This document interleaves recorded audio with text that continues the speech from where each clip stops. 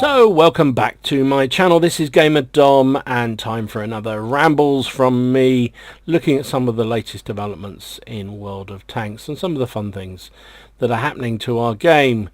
So let's get cracking.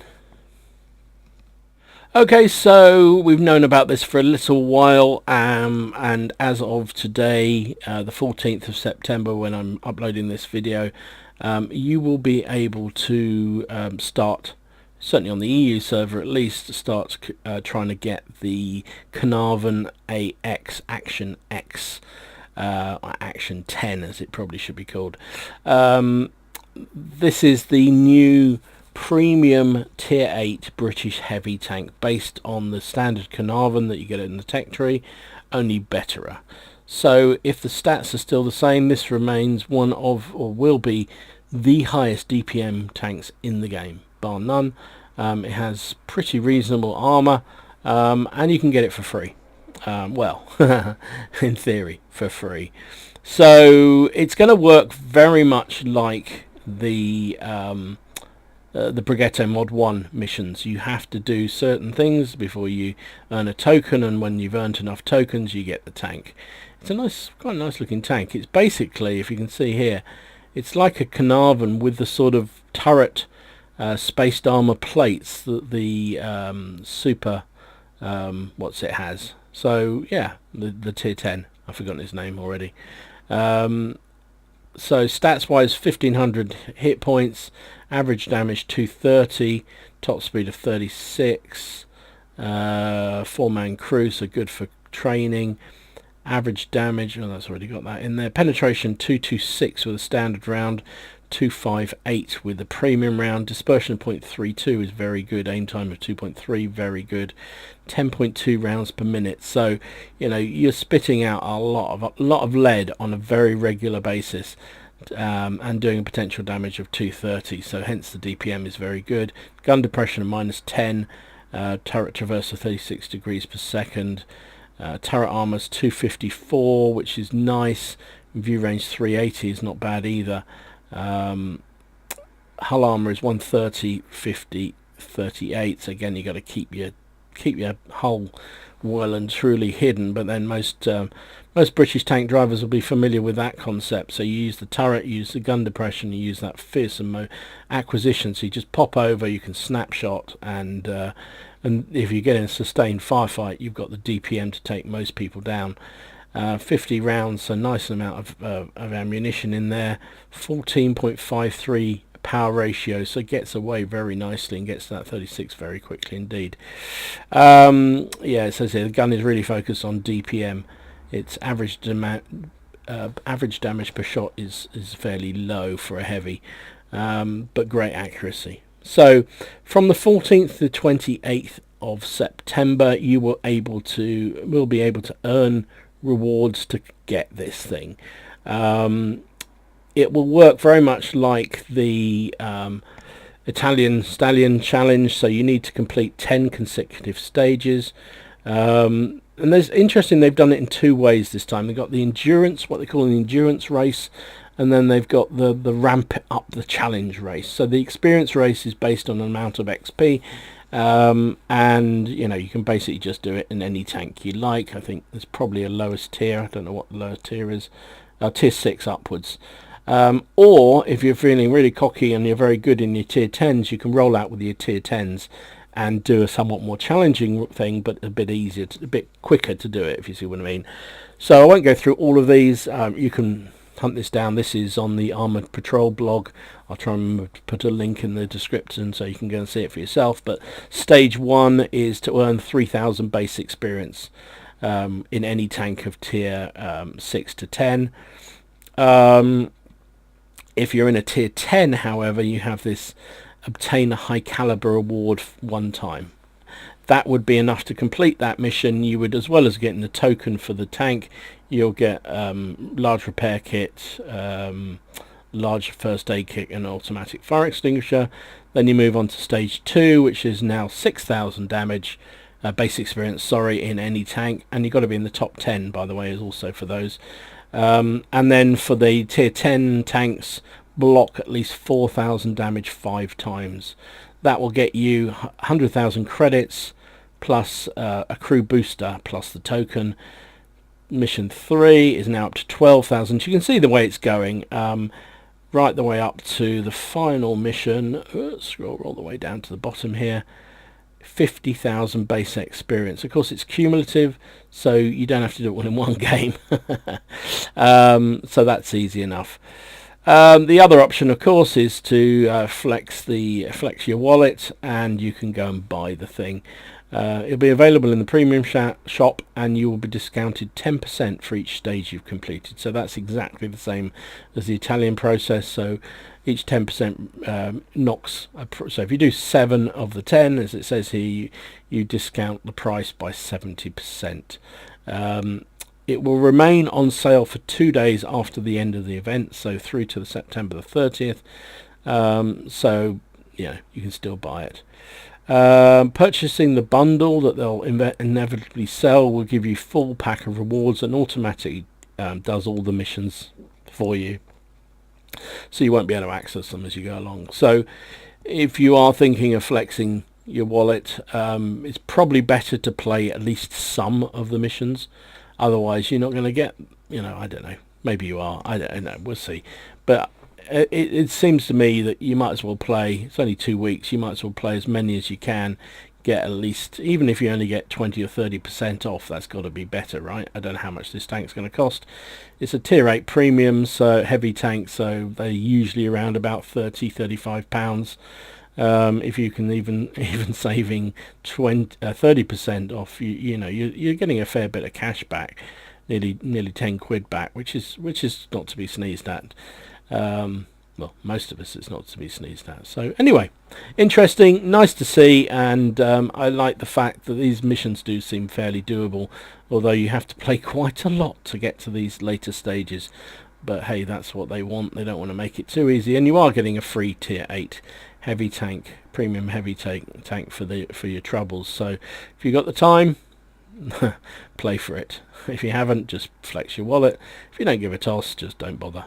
But it's a nice looking tank, and there aren't enough British premiums anyway in the game, I don't think. So nice to see. Mind you, we're now going to have the funny ice cream van from the missions, and also that premium medium tank from the new missions as well. So it's going to suddenly be a load. We could do with a turreted British premium tank destroyer, I think.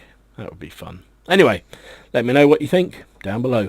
So this is a weird one, and I'm not quite sure what to think about this myself, other than the fact we're just heading more and more into fantasy land in World of Tanks, but then we kind of knew that already. Any pretense of historical accuracy has gone out the window long ago.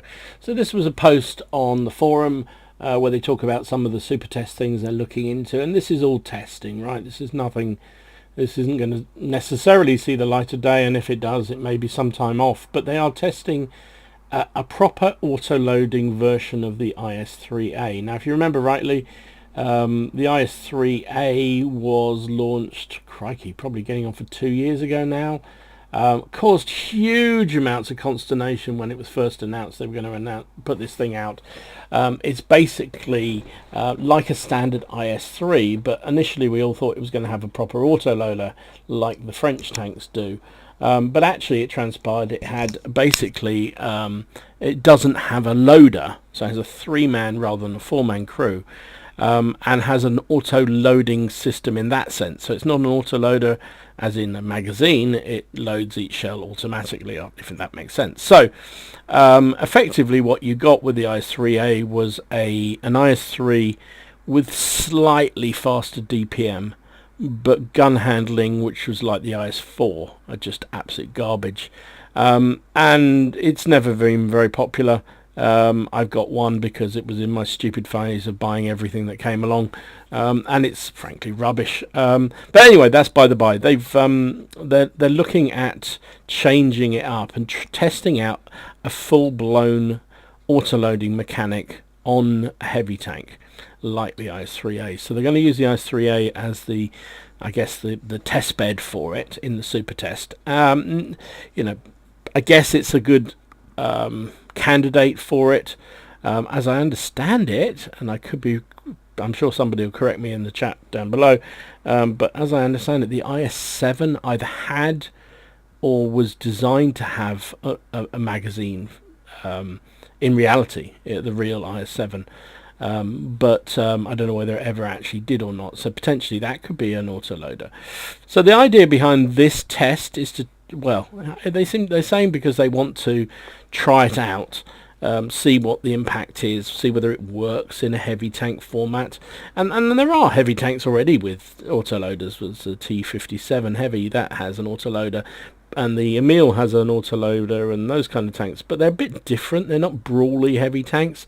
The IS-3 in theory is a brawler, and that's why they wanted to try this out. So they're testing it with a 3-round clip, and the idea is it's a bit like the Italian tanks, so it automatically starts reloading after the first shell has been fired, unless you fire another shell, in which case it resets and starts again from there. Now, for some reason, they've decided that they're going to do a reverse of how it works on the Italian tank. So on the Italian tanks, you fire one shell, it takes longer to load percentage-wise than it would do if you fired 2 shells, and then that's slightly longer than if you fired all 3 shells. Obviously, the total amount is still higher, but in terms of proportion, if you see what I mean. Now, on this one, they're looking at the other way around. So reloading after the first round is 12 seconds. Is that right? First round will take at least time to reload, not the third one. So 12, 15, 18 seconds is the reload for the first, second and third shells respectively. So yeah, so 12 seconds isn't that far off a standard thing. So I guess the idea behind this is, normally you'd use it as a standard 1 shell tank. And then when you get the real chance to leap out and to absolutely take somebody down, they're not paying attention or what have you, you can blast off all 3 shells, in which case you then go for a long reload. So, potential damage, what they're saying, 1200 damage with this tank if you blasted off all 3 shells in quick succession. My question was really, why? Why do this? I don't get why they need it. I mean, I do. I understand why they potentially going to do this, is because it's another premium they could sell, and Wargaming are desperately trying to sell as many premiums as they possibly can. Don't mention the fact that numbers of players are dropping off the cliff at the moment, and they need to recoup their money somehow, so chucking premiums at us is the way they try and do that, instead of actually making people want to stay and play. Anyway, but there you go. That's the thought process. This is what they're talking about. This is, bear in mind, this is super test, so we don't know exactly what it will be. This is there we go. That's the characteristics they're looking at for the IS-3A. I think pretty much they all remain the same. Penetration would be 221 with a standard round, 270 with a skill round, so pretty nice. 390 average damage. Dispersion still horrible, 0.46, an aim time of 3. So reload time so reloading each, how does that work? So auto load reload time is 12 seconds. So it takes 3 seconds between each shell, so you couldn't just go instantly bang bang bang. There's 3 seconds between each shell, basically what that means, and 3 shells in the clip. So thoughts, let me know down below. Love to know them. So a quick update from Harkonnen on the Daily Bounce about an impromptu, well, it wasn't impromptu, but it was a developers Q&A that happened in Russia to commemorate Tank Men Day. Not a huge amount of new stuff, because quite a lot of it was covered at Gamescom, but a couple of things that were very interesting to me, at least. So we talked about the fact they are looking to rework the perks and crew skills. It's gonna be an absolute nightmare, and I don't really see how they're going to solve this problem. So they want to make it more they need to bring in more perks, because there are people driving around with 7 perks on their crews, and there is nothing more for them to earn. Or there are some perks that are just completely irrelevant. You just don't ever need them. So they talked about reworking it somehow. They also, I know they're very keen to put every crew having 6th sense, to give newer players the chance to survive better in games when they're first starting out. However, of course, a lot of us have spent an awful lot of time, and in some cases money, training up our crews, and you suddenly get all wiped away and starting again. That's not going to endear you much to your customer base and your player base. So it's difficult to know how they're going to work this, but they are working on it. They're looking at it and thinking how best to do it, but there'll be nothing anytime soon. And Harkonnen suggested it definitely won't be this year, so maybe first or second quarter next year before we see anything of that. They're looking at balancing tier 5, 6 and 7, rebalancing those, because those tiers have kind of suffered as a result of the incredible boosting of tier 8s in recent times, which I just think was completely unnecessary, and they've created a rod for their own backs, frankly, around what they've done with tier 8s and the sort of power creep that's happened. Tier 5, 6 and 7s are finding it increasingly hard to compete with those higher tier tanks, particularly tier 6 going up at one of the modern tier 8s is just, it's horrible. So they're going to look at what they can do about that, but of course then if they change that, then that impacts the lower tiers. It becomes a nightmare. Why they thought to supercharge up the tier 8s, I have no idea. Well, I know why they did it, because they wanted to sell better premiums, because they wanted to make money. Talking about premiums, it's likely there'll be a new Czech premium tank in the game. They've got a candidate, so they're looking at it, but there'll be no other Czech tanks. Big Czech community, very, very big Czech community, and a bit like the Polish community in the game. So they know that there's a ready market for Czech tanks. Did I mention they're trying to make money out of us? There are plans to replace more tanks in the future, but they're not saying which ones just yet. So that'll be like they've done with the what was it? The Grilly was swapped in, the British TDs was swapped in, the Death Star went, and all these tanks. The basic way they do it is if you've unlocked it and you own it, you get to keep that tank as a special premium tank, and they give you the new one. We'll see what happens in the future with that.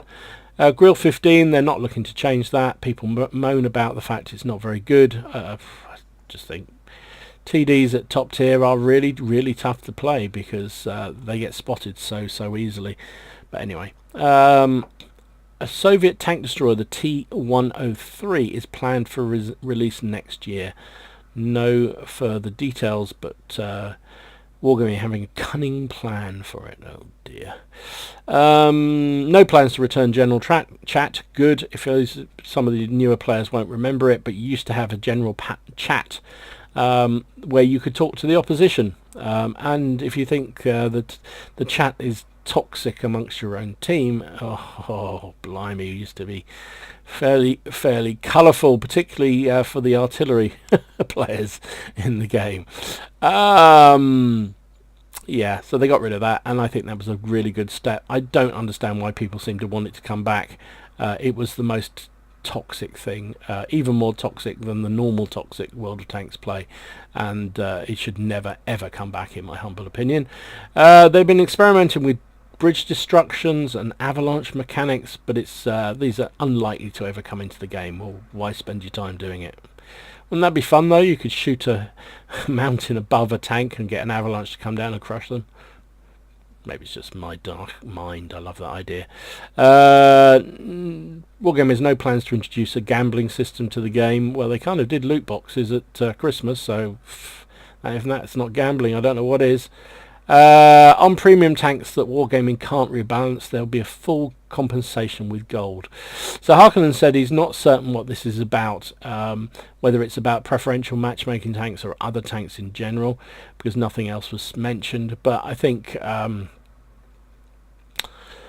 yeah, this is the thing they've talked about before, that if they can't rebalance certain tanks, then they will give you the chance. They take them out the game, then they'll give you gold back. I think it shouldn't be gold. You paid for it in money, they should give you the money back, my opinion. It'd be interesting to see how legally that would work if and when it happens. Incentives for old players are planned, not as in old gits like most of us around here. but I mean players who haven't played for a while. But no idea what that is. They've had a lot of players leave on all the servers, and there's been a lot of incentives to try and get them back. I do believe I saw that there was something that gave players who'd left the game for a while the use of a Scorpion G for a week as a sort of rental tank if they came back and played.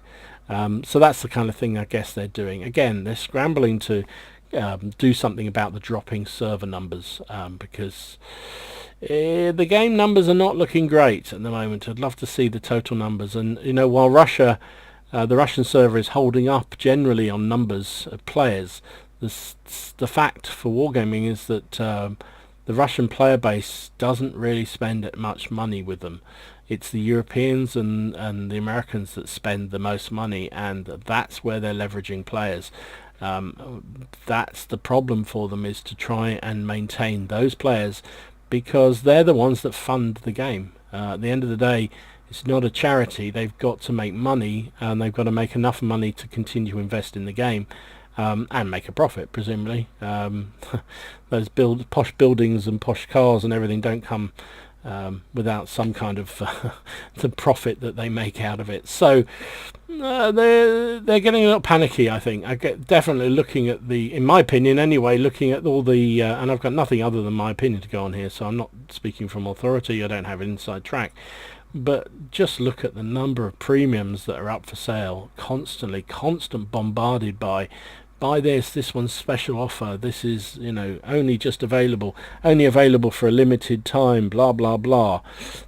Tanks that were never supposed to be sold being sold. They opened up they did a poll for which tanks the community wanted to see back into the game, and surprise the E25 won that, so that got sold again, even though they've said many a time they're not going to sell it again. All this tends to point to the fact that they are worried about their financial revenue stream, and we should all be a little bit worried about that, because if you love this game, that's where the funding for the game comes from, and if it doesn't come, they'll start to cut back on the development, or they'll move to other more profitable areas. Maybe the console is more profitable than the PC, in which case they might put more effort behind the console, and the PC side dies off slowly but surely. So careful what you wish for, but also it has got completely out of hand with the premium sale frenzy that goes on at the moment, in my opinion. Anyway, let me know what you think down below, and generally let me know what you think down below about any of the stories in this Rambles. Some interesting stuff, I think, and the missions will be fun to do. So whatever you do, enjoy your games, have fun, try not to take it too seriously, and I'll see you again soon. This is Gamer Dom, signing out.